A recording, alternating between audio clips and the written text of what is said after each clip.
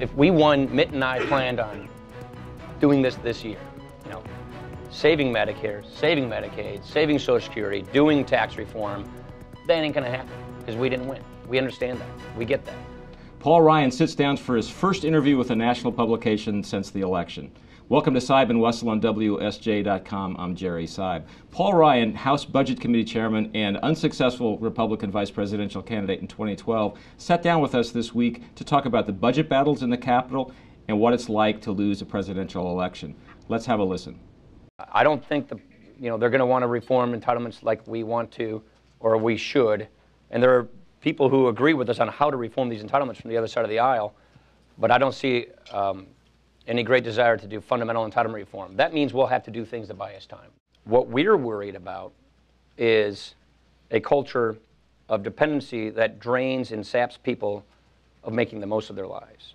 We're not talking about Medicare, Social Security entitlements. We're talking about, do we have an economic policy of social mobility, of upward mobility?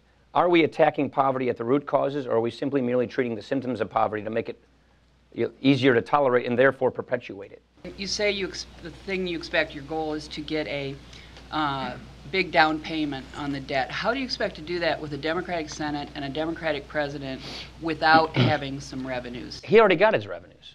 Well, but our goal is to, if we're not going to pass a plan to get the budget on a good path in one plan, like, you know, if we won, Mitt and I planned on doing this year, you know, saving Medicare, saving Medicaid, saving Social Security, doing tax reform, preventing a debt crisis, economic growth policies, immigration reform, the whole gamut.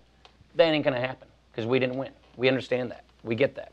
So we want to try in installments, get a down payment year by year on preventing a debt crisis, on balancing the budget, and getting this debt under control. The reason we feel compelled to do this is because if we don't, we will have a serious problem in this country.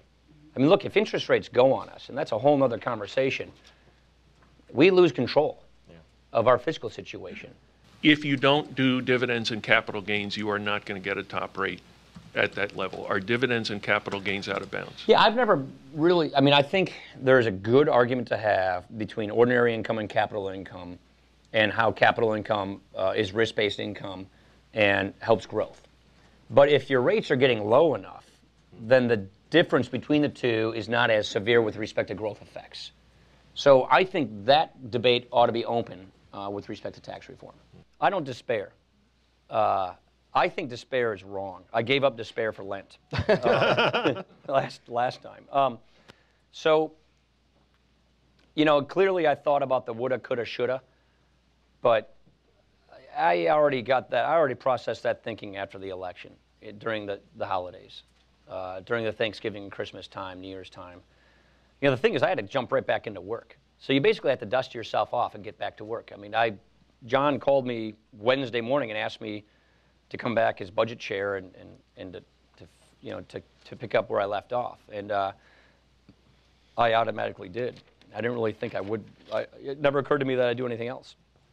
So no, what I regret and what I thought about was, this isn't one of those elections where we were going to go this way or that way, a subtle shift to the left or a subtle shift to the right. That's not this kind of, this is an election where we go this way versus that way. So knowing what we were planning on doing from working with Mike Levitt on the Readiness Project, knowing what we were going to do with the charm offensive we were going to launch with Senate Democrats and the entitlement reforms we were going to embrace and the tax reform we were going to embrace and all the energy things that we thought would be helpful for growing the economy, and now knowing that that's not going to happen, that is disconcerting. That's regretful. You can't still launch that charm offensive? But sure. I mean, those friends are still there. The problem is we're not in the position of the White House, of control. We're in the minority party. We're not in the majority party. So it's you know, I note the difference in the direction of the country as a result of this election. I regret that. But I think what you do in these situations is you pick yourself off. I look at the glass of life as being half full. I'm just that kind of a person. And I'm generally an eternally optimistic person because in America we fix our problems. We might not necessarily fix them in the timeline that I was hoping we would, but I think we'll fix them. I feel pretty good about our chances of avoiding a debt crisis, of turning this economy around, of making sure that our kids grow up with a better future, and of reigniting upward mobility, social mobility. And I think we'll get there. It just won't be as clean and quick and easy as I thought we would.